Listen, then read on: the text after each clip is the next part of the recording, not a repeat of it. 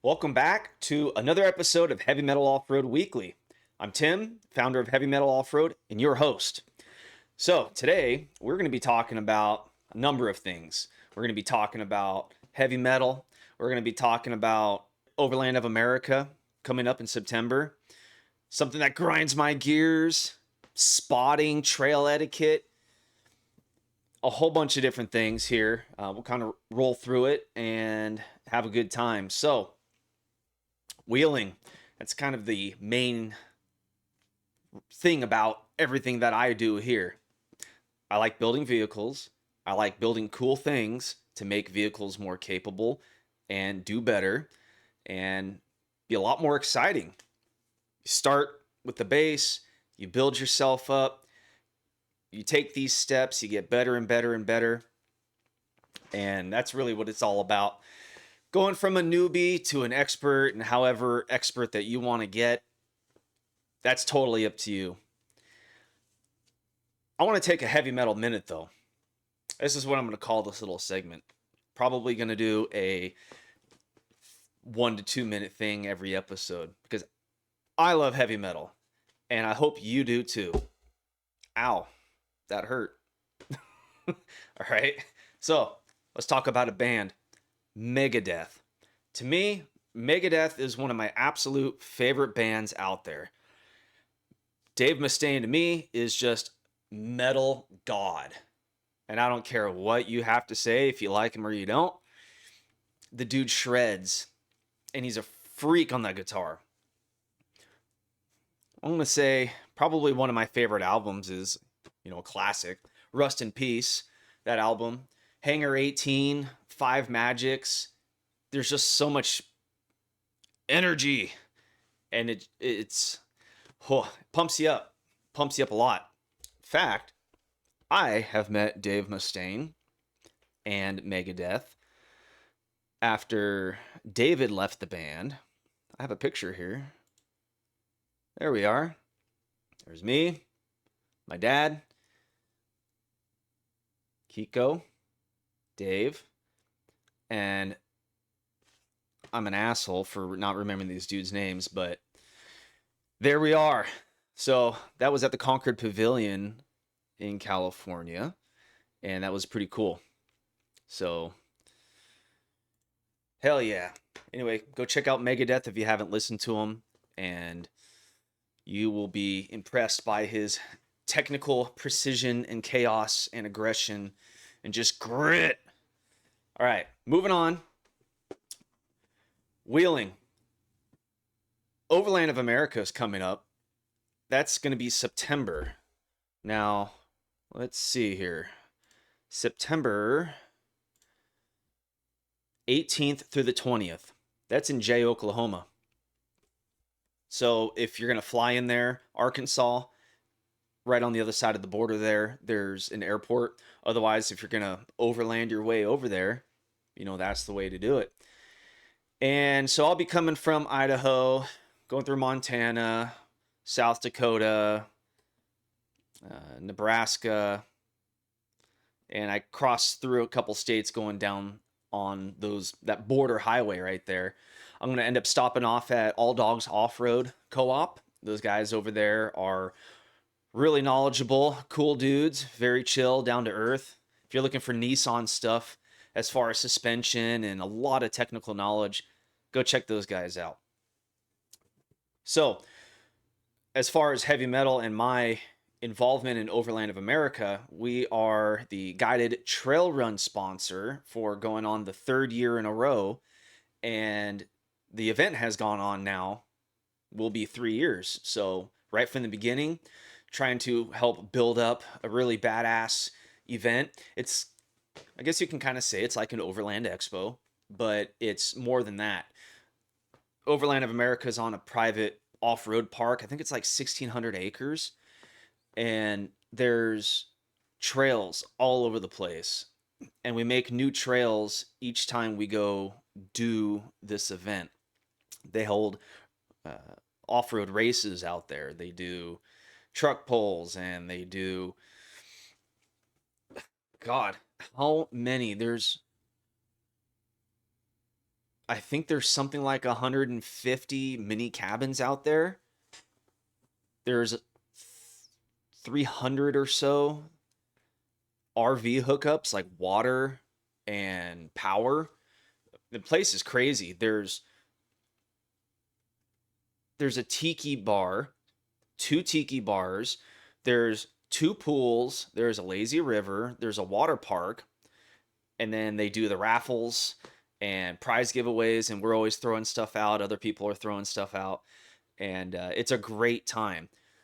But the trail run sponsorship that we do is we take a couple of vehicles and we go out to figure out what the trails are that we're going to do. We hold an easy trail and we hold a more difficult trail. My friend Danny, he has a Jeep Gladiator, and well, he just traded it, and I think he got another Jeep Gladiator. Yeah, yeah. He had a blue one before, and I don't know what color it is now. I'm going to see it here pretty soon, but he takes the more difficult trail and those people who want to do that trail out, and then I take my Super Duty, which is right here, and I take that thing out for all the newbies and people who just don't want to really beat their vehicles up. And so I'm basically in a stock 2014 Super Duty. It's an F250. It's on 35s, no suspension lift, but it is outfitted with my rocket rack. You see, I got the panels, my rooftop tent, the grab bars are awesome for getting in the bed. Got a fire extinguisher, diesel, and I think on the other side is a chainsaw mount. And I usually carry that year round anyway, just because living in North Idaho, there's a lot of forest and a lot of trails. So anyway, there's a lot of green out there, right? And so I'll take a lot of people out. It's usually like a 2/3, 1/3, big group of newbies, smaller group of more experienced guys.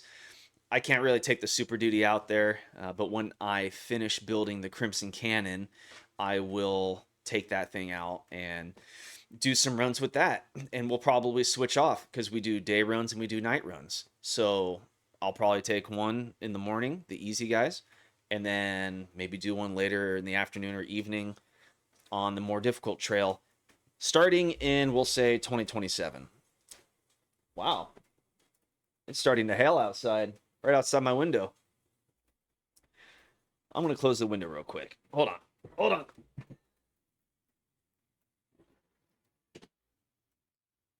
That's better. Okay. So anyway, I want you guys to come out to Overland of America in September and come hang out because we do the booth. We got product on display. But besides the product and the business stuff, we get to hang out. We get to do the pool party. It's like a film festival. The film festival is really cool, and people come from all over the place.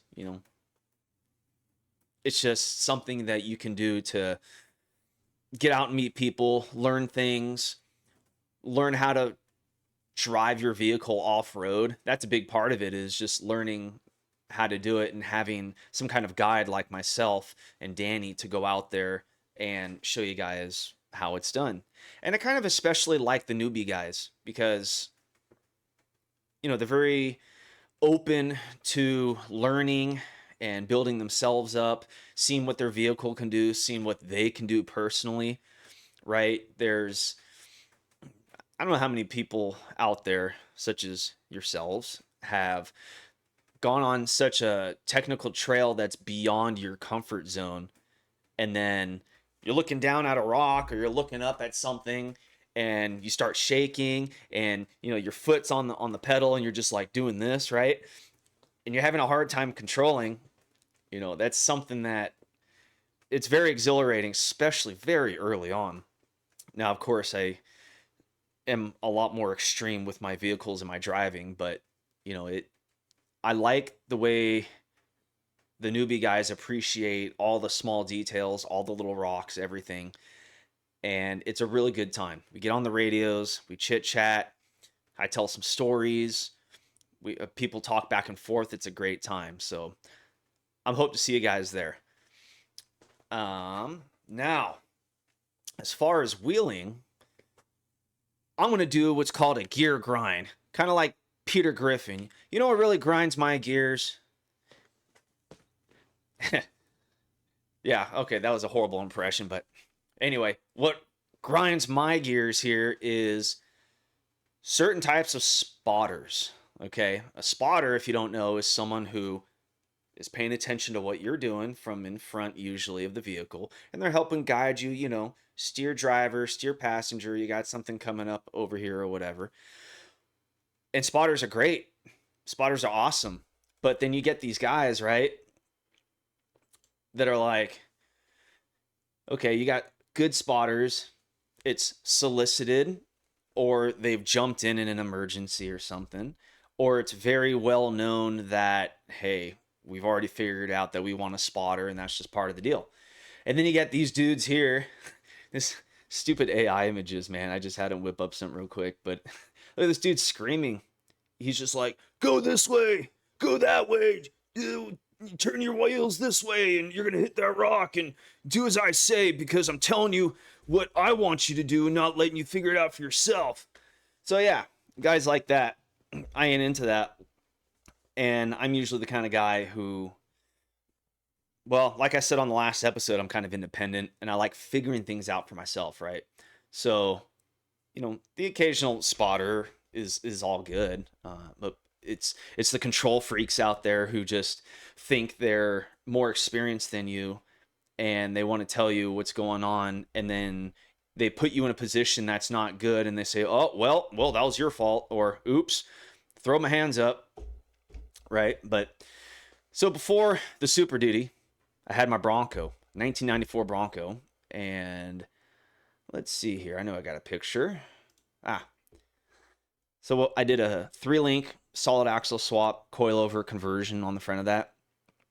And in this picture, you can see I ripped off all the body panels. And there's my, power steering cooler on the front, 16-inch FOA coilovers. It's all tubed out. And beadlock wheels. Those were 40-inch. 40-inch what? Oh, yeah, those are those Mickey Thompson Baja Pro XS tires. And those tires are fucking awesome. They grab everything and they don't let go. Before that, I was running IROCs, and IROCs are awesome too, especially on icy roads. Icy roads are great, but like I like going over stuff like this, and I don't need somebody to come up and tell me how to do that. Now, if I ask for it, hey, that's great, you know. But dudes who just want to go out to the trail and go up to strangers and start barking out orders, man, keep it to yourself. But, whatever. But good spotting. Let's talk about that. Spotting is great for people who are unfamiliar with trails or are experienced with driving, but you just get the camaraderie of people. You don't always want to do everything yourself. Sometimes you want to let other people help out and let them feel like they're doing something, because then they are. You're relinquishing your, oh boy, how do I say that? I guess your ultimate, like, overall control.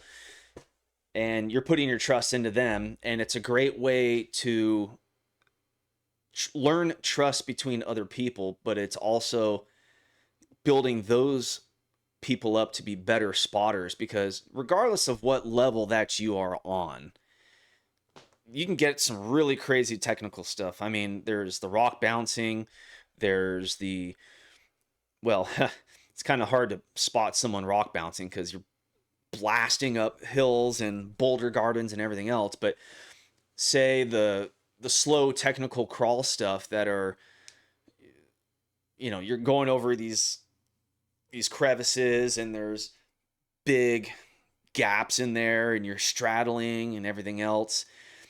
There's a lot of danger in some of this sport and activity. And so these rigs can get very expensive, and so is a hospital bill, and so is a funeral, right? So, figure out the kind of spotting that you want to do ahead of time. But if you also see somebody that is about to do something really stupid, as entertaining as it is and good YouTube footage, just kind of give them a shout out and just say, hey, it's quite obvious this is not going to go well for you. And that's always appreciated. So, you're providing information as a spotter. You're not, trying to control the situation, right? The driver owns the final decision. And one spotter generally at a time, when you get a bunch of people just barking one ear and barking in the other, and oh, your rear tire is this and your front tire is that, but you already figured out where you're going, and then somebody mentions something about the kitty corner that you already know mentally that you've passed, or you got an upcoming obstacle and it's just a distraction. So really, the rule, if you can, just keep it to one person spotting. Try to stay on a similar knowledge and experience level. And if you're an experienced driver, I think it's good to let people learn how to spot. Even if you're not driving, get out and help teach them how to guide other people through your knowledge and experience. So, yeah, and that's going to be great. Say, for example, Overland of America. Last year, we led 104 or 106 rigs out there. That's a lot of people who signed up to do things, right? And then, passengers and stuff. So it's really imperative as a guide anyway that we are going to spot you and make sure that you are doing the best to your ability to stay on the trail, not damage your rig, and just have a good time overall and get better. Eventually, you'll be the one spotting.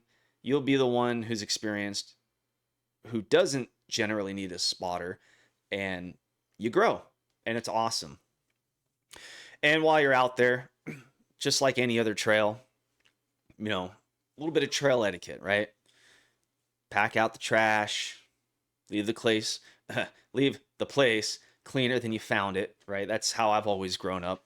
It doesn't matter if it's off-roading or you go to someone's house or whatever, just you try to leave the place better than before.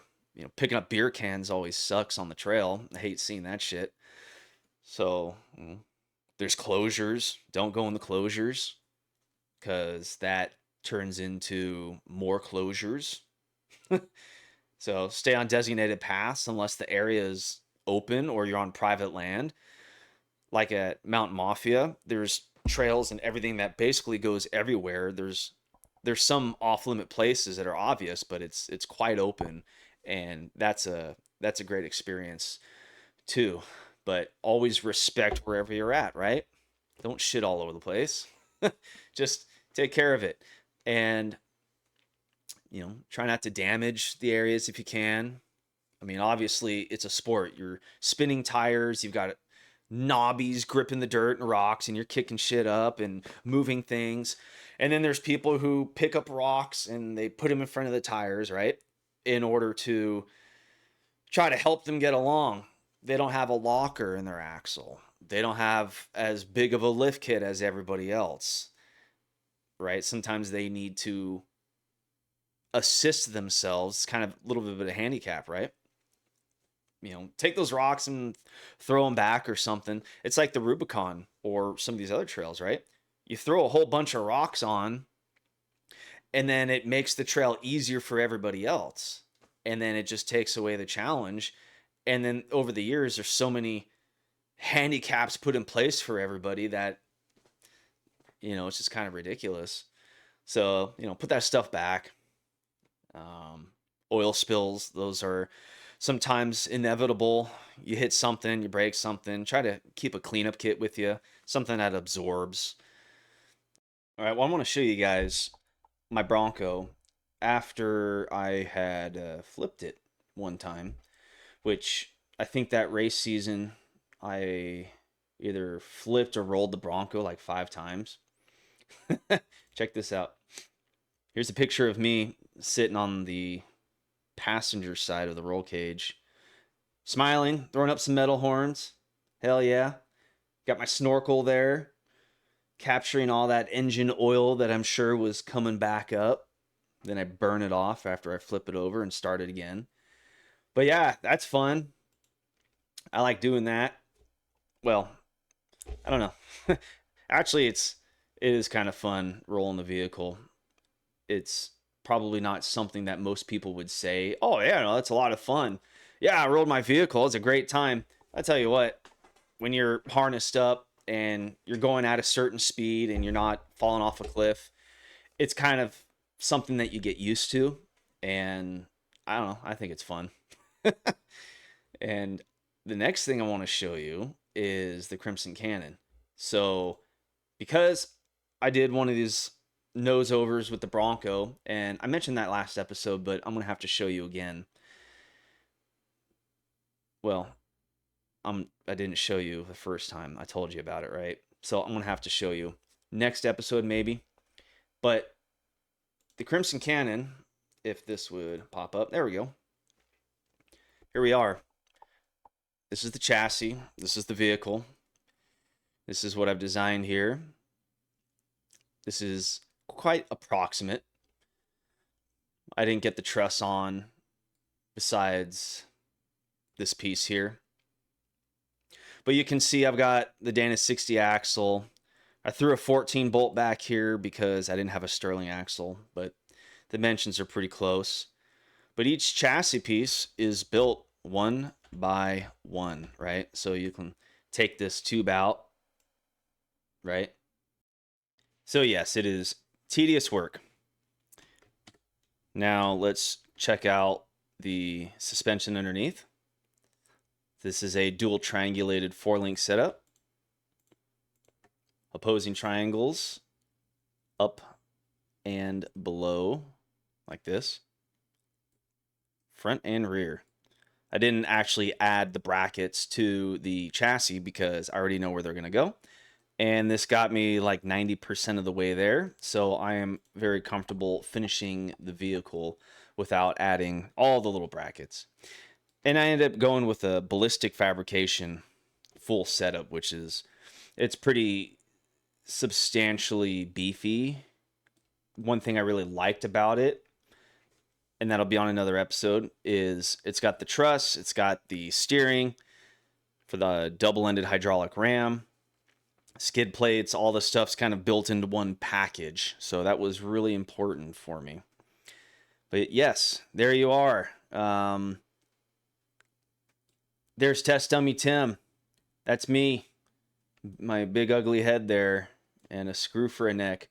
But I've adjusted his bodily proportions there so it matches my person, right? So I know the type of clearance for the pedals and the steering wheel and the head clearance. That's another very important detail right there because you need to have some space between your head and the ceiling. Now, I actually have 3, 6, 7, 8, 9, 10. And there's 2 more tubes I added in person. So there's actually 12 tubes overhead on the B pillar just behind the shoulder. It's a very, very secure, safe setup. And there's extra tubes here that I am adding on the actual vehicle that aren't on here. But that is the Crimson Cannon concept anyway. So let me bring up everything else. I didn't finish the body panels yet, but it's kind of the idea, right? I think it's pretty cool. I'll probably bend this sheet metal right here so that it's not just that, right? And it'll kind of conform around. But I didn't have the press brake or the plasma table at the time when I designed this, so I had a lot of other things going on that I had to outsource, and I was going to hand cut all this stuff. And a lot has switched up in the last year and a half. So it's going to be very, very cool as I finish this. So there you have it. That is episode 2 of Heavy Metal Off-Road Weekly. I really hope you guys enjoyed hearing the stories and getting some knowledge, and you're entertained. So please like, subscribe, all the things that we all ask you to do, right? And I will see you on the next one. Rock on, everybody. Take care.